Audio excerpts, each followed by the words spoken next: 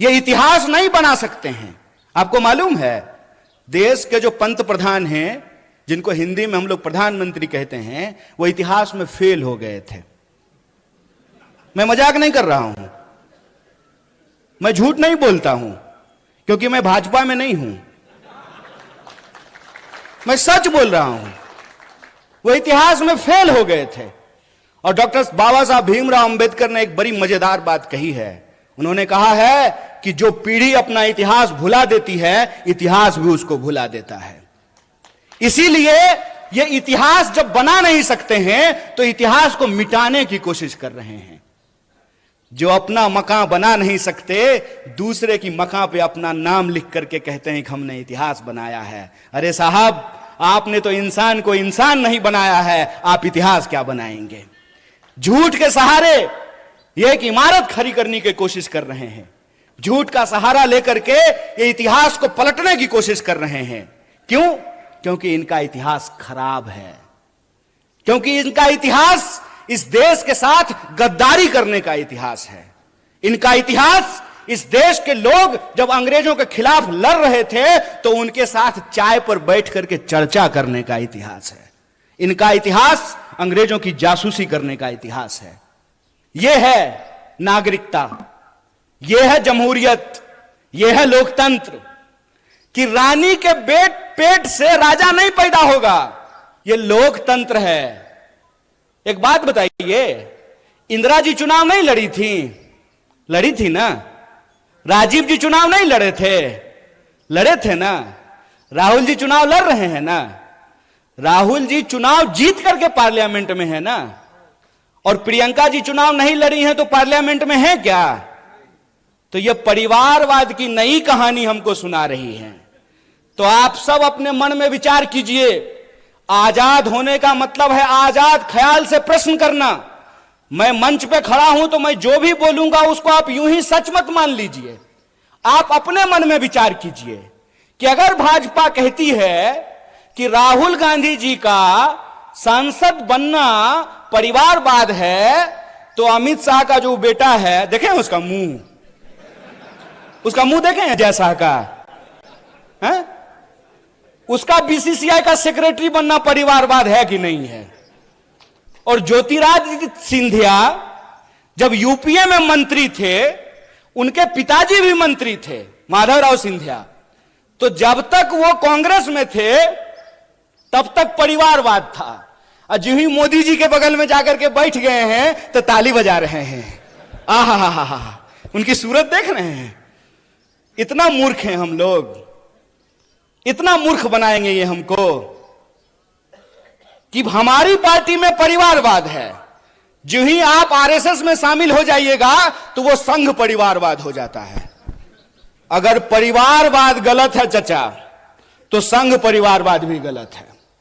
ऐसा नहीं होगा कि हमारे लिए परिवारवाद गलत है और आपके लिए परिवारवाद सही हो जाएगा।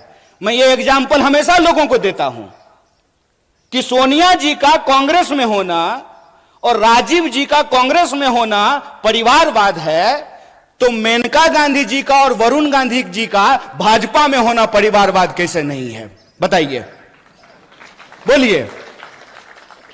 बेवकूफ बना रहे हो। तुम्हारा खेल हम समझते हैं, और इसका खेल जानते हैं हम क्यों समझते हैं? क्योंकि हमारे जैसे लोग राजनीति को कभी अपना कैरियर नहीं समझते हैं।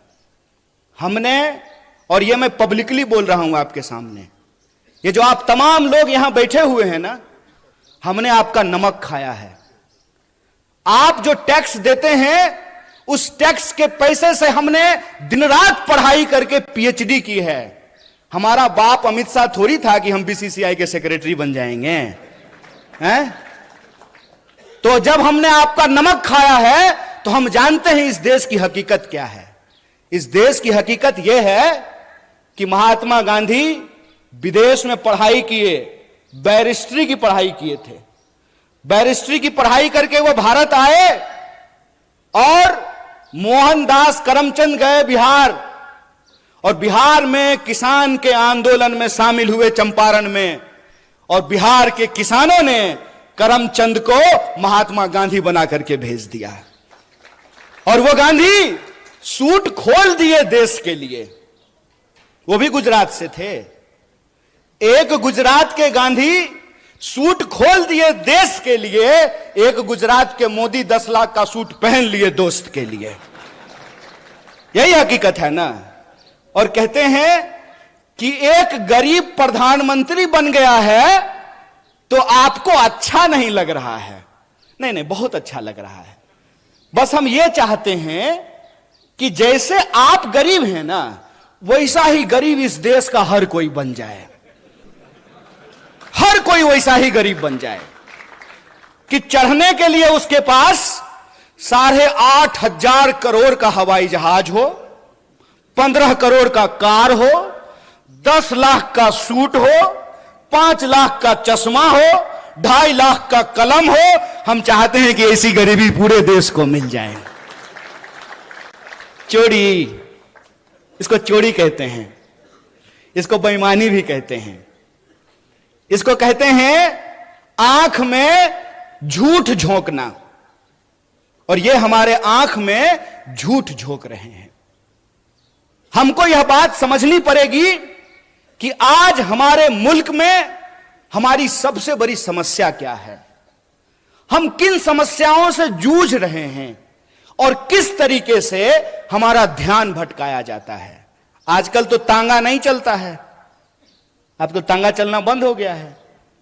लेकिन पुराना हिंदी सिनेमा देखिएगा ना, तो उसमें अभी भी तांगा है। शोले फिल्म जाके देख लीजिएगा, बसंती का एक तांगा है, धन्नो। तो धन्नो के आंख पे एक चश्मा होता है ताकि धन्नो इधर उधर ना देखे, धन्नो सीधा चले, चाबुक खाए और दौड़े। ये हमारे साथ वही व्यवहार कर रहे हैं। हमसे टैक्स लेते हैं, टैक्स के पैसे से अपने दोस्त का कर्जा माफ करते हैं। हम खून पसीने की कमाई राष्ट्रीय बैंकों में जमा करते हैं। किसान अगर ट्रैक्टर का लोन ना चुकता करे तो किसान के ऊपर ट्रैक्टर चढ़ा देते हैं। लेकिन 12 लाख करोड़, कितना था बंटी भाई, 12 लाख करोड़ अपने दोस्तों का कर्जा माफ कर देते हैं। कहते हैं कि इस देश में शिक्षा देने के लिए पैसा नहीं है, लगातार एजुकेशन के बजट को कम किया जाता है। हमसे हर चीज पे टैक्स ले रहे हैं और बदले में क्या कहते हैं, आत्मनिर्भर बनिए। वाह, कितना सुंदर शब्द है, आत्मनिर्भर बनिए। तो एक बात हमको बता दीजिए, सोच के बता दीजिए। जरूरी नहीं है कि हमारी बात मान लीजिए, लेकिन सोचिए जरूर। आजाद भारत के आजाद नागरिक हैं आप, आपका हक है कि आप सोचें कि अगर सरकारी रोड नहीं होना चाहिए, सरकारी अस्पताल नहीं होना चाहिए, सरकारी स्कूल नहीं होना चाहिए, सब आत्मनिर्भर होना चाहिए, तो सरकारी प्रधानमंत्री भी नहीं होना चाहिए। बोलिए कि आपको पेंशन मिलेगा। ये जो यहां कांस्टेबल खड़ा है, क्या जी पेंशन मिलता है? तो बोलिए ना, इनको नहीं मिलता है। बोलिए, इसको देखिए और इसको समझिए। इसीलिए मैं जो बोलता हूं तथ्य और प्रमाण के साथ बोलता हूं। मैं आपके सामने बोल रहा हूं। प्रधानमंत्री जी ने कहा कि 2022 तक सबको पक्का मकान मिल जाएगा। मिल गया कि नहीं मिल गया? नहीं मिला तो मतलब प्रधानमंत्री झूठ बोल रहे हैं क्या? या तो आप लोग झूठ बोल रहे हैं या प्रधानमंत्री झूठ बोल रहे हैं? कौन झूठ बोल रहा है? प्रधानमंत्री झूठ बोल रहा है। तो हम बोल सकते हैं ना कि भारत का प्रधानमंत्री झूठा है। बोलिए, नंगा को नंगा कहेंगे कि नहीं कहेंगे? झूठा को झूठा कहेंगे कि नहीं कहेंगे? और हम कहेंगे जो झूठ बोलेगा उसको झूठा। और तुम्हारे इलेक्शन डिपार्टमेंट में कितना दम है वो हम देखे हैं। जब आ रहे थे जेल देखते हुए आए हैं। जगह है कितनी जेल में तेरे देख लिया है, देखेंगे, देखे हुए हैं। बोलेंगे झूठ, झूठा हो तुमने झूठ बोला है इस देश की जनता से। तुमने झूठ बोला कि हम इस देश के एक एक इंसान के खाते में 15 लाख रुपया पहुंचाएंगे। तुमने झूठ बोला कि हर साल 2 करोड़ नौकरी पैदा की जाएगी। तुमने झूठ बोला कि किसानों की आमदनी दोगुनी की जाएगी। तुमने झूठ बोला कि कि 2022 तक सबको पक्का मकान मिल जाएगा। तुमने झूठ बोला कि महंगाई को कम करेंगे। तुमने झूठ बोला कि महिलाओं के ऊपर अत्याचार को कम करेंगे।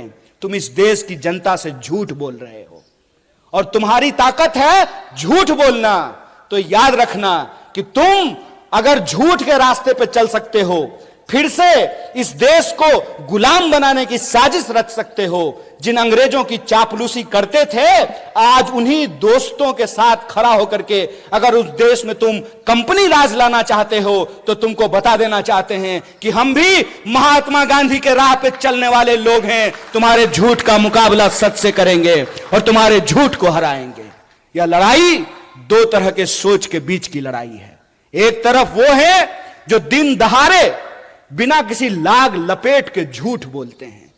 दूसरी तरफ हम तमाम लोगों को एकजुट होना पड़ेगा जो सच बोलते हैं। पहली लड़ाई है झूठ और सच की, दूसरी लड़ाई है डर और साहस की। बताइए, शहीद आजम भगत सिंह 23 साल की उम्र में हंसते हंसते फांसी के फंदे पे झूल गया।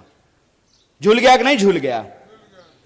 बटुकेश्वर दत्त, सुखदेव, राजगुरु, चंद्रशेखर आजाद झूल गए कि नहीं झूल गए?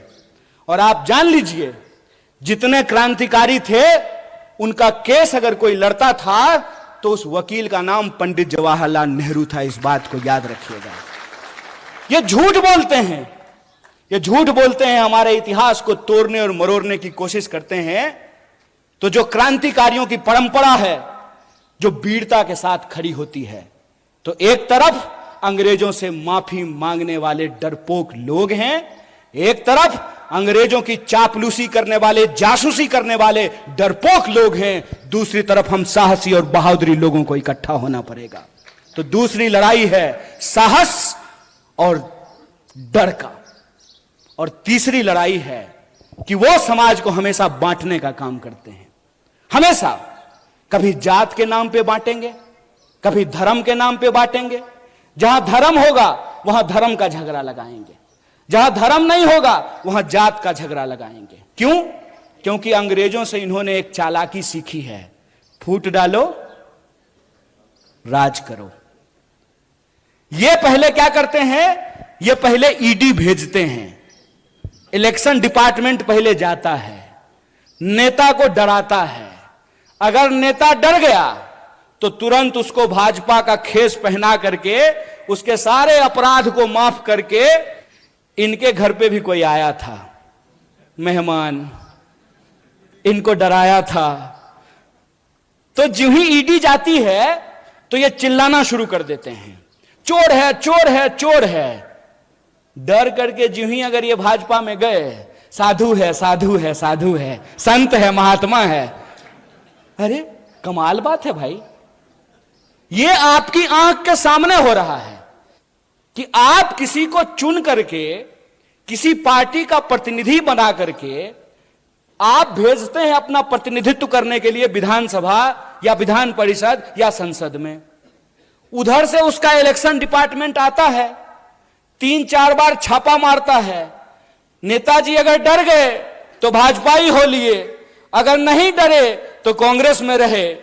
तो आपको यह तय करना पड़ेगा कि इसका मुकाबला किसको करना है। इसका मुकाबला दल को करना है कि इसका मुकाबला देश को करना है, इसका फैसला आपको लेना है। और हमको लगता है कि यह बड़ी साजिश है। यह बड़ी साजिश इसलिए है कि इस देश में विपक्ष को इसलिए खत्म कर देना चाहते हैं ताकि देश के नाम पे जो इनके दोस्त की लूट है उस पे कोई सवाल ना खड़ा कर सके।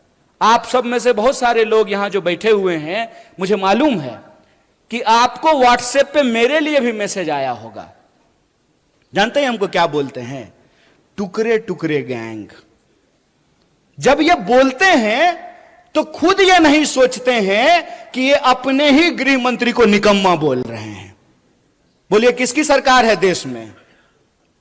भाजपा की? क्या जी पुलिस वाले भैया सब ठीक है ना? है हिम्मत, है हिम्मत, करोगे कुछ? हमारा कुछ नहीं कर सकते हो क्योंकि हम तुम्हारे इलेक्शन डिपार्टमेंट से नहीं डरते हैं। मेरा कुछ नहीं कर सकते हो। इसीलिए खड़ा होकर के पब्लिकली पूरी की पूरी भाजपा के झूठों की जमात को चैलेंज करते हैं कि अगर हमने गलत किया है तो चौराहे पे खड़ा करके तुम मुझे गोली मार सकते हो, लेकिन अगर तुम गलत कर रहे हो तो इस बात को याद रखना कि तमाम धन दौलत और गोला बारूद के बावजूद इस देश में तुम सत्य की आवाज को नहीं झुका सकते हो। हम कसम खाते हैं कि इस देश में सद्भावना को हम बचा करके रखेंगे, तुम्हारी पूरी ताकत को परास्त करेंगे, इस बात को याद रखना है। हिम्मत, डरा लोगे, याद रखना, जिस इंसान के पास विचार की ताकत होती है, जिस दल के पास विचार का इतिहास होता है, उस दल को तुम झुका नहीं सकते हो। कि इनको मालूम है कि ये जिस व्यक्ति को अपना दुश्मन चुन लिए हैं ना, पहली बात तो ये वो व्यक्ति इनको अपना दुश्मन मानता ही नहीं है, क्योंकि ये आदमी ही उस लेवल के नहीं है। सच बात बता रहे हैं आपको। और दूसरा, इन्होंने सब कुछ कर लिया, खरीदने की कोशिश कर ली, डराने की कोशिश कर ली, सब कुछ करने के बाद ये इस नतीजे पर पहुंचे हैं, भाई ये इंदिरा गांधी का पोता है,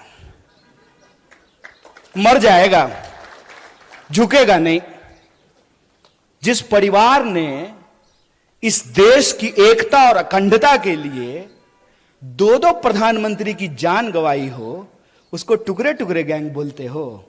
अरे जब बोलते हो ना तो शर्म से तुम्हारा जुबान कट जाना चाहिए अपने आप। अगर शर्म होती ना तो यह बोलने की हिम्मत नहीं करते। नेहरू के बारे में व्हाट्सएप मैसेज फैलाते हो कि नेहरू ने इस देश को बर्बाद कर दिया। अगर नेहरू नहीं होते ना, एक इंसान को एक इंसान के वोट का अधिकार नहीं मिला होता ना, तो आपको लगता है मोदी जिस गर्व से कहते हैं कि मेरी मां बर्तन मांजती थी, तो बर्तन मांजने वाली का बेटा देश का प्रधानमंत्री बन पाता? संभव था ये? अगर कांग्रेस 70 साल तक इस देश की जमहूरियत को बचा करके नहीं रखती, तो जयशाह का बाप तरीपार होने के बाद देश का गृह मंत्री बन पाता? खेला कर रहे हो। यह सच्चाई आज न कल इंसान के सामने आएगी, क्योंकि सच और झूठ में एक फर्क होता है। झूठ को चाहे आप कितनी बार भी बोल लीजिए, लेकिन वो सच को नहीं दबा सकता है।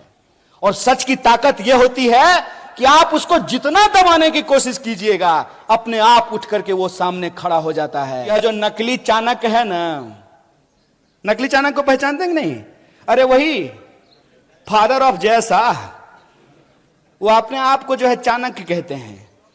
वो चाणक्य जो है ना, सूटकेस लेकर के घूमते रह जाएंगे, मुझे पूरा भरोसा है इनके झूठ को धूल चटाएंगे, इनको जरूर हराएंगे, इस बात का हमको भरोसा है।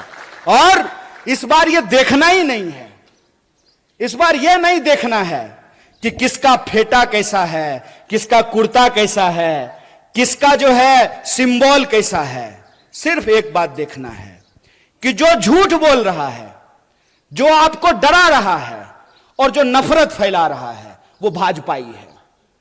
जो सच बोल रहा है, जो लोगों की एकता की बात कर रहा है, क्योंकि एकता की बात गांधी करते थे। गांधी क्या कहते थे? गांधी कहते थे, रघुपति राघव राजा राम, पतित पावन सीता राम, ईश्वर अल्लाह तेरो नाम, सबको सन्मति दे भगवान। उनकी कोशिश रहेगी कि वो इधर उधर की बात करेंगे, उनकी कोशिश रहेगी कि इतिहास का झूठ आपके सामने ला करके परोसेंगे, उनकी कोशिश रहेगी कि आपको डराने का कोशिश करेंगे। डर का मैसेज आता है कि नहीं आता है? डर का मैसेज आता होगा कि अब्दुल को 11 भाई बहन है, यह मैसेज आता है कि नहीं आता है? कल को अगर मुसलमान ज्यादा हो गए तो यहां संविधान समाप्त हो जाएगा और शरिया कानून लागू हो जाएगा। ऐसा मैसेज व्हाट्सएप पे आता है कि नहीं आता है? आता है ना। यह डर क्यों फैलाया जाता है?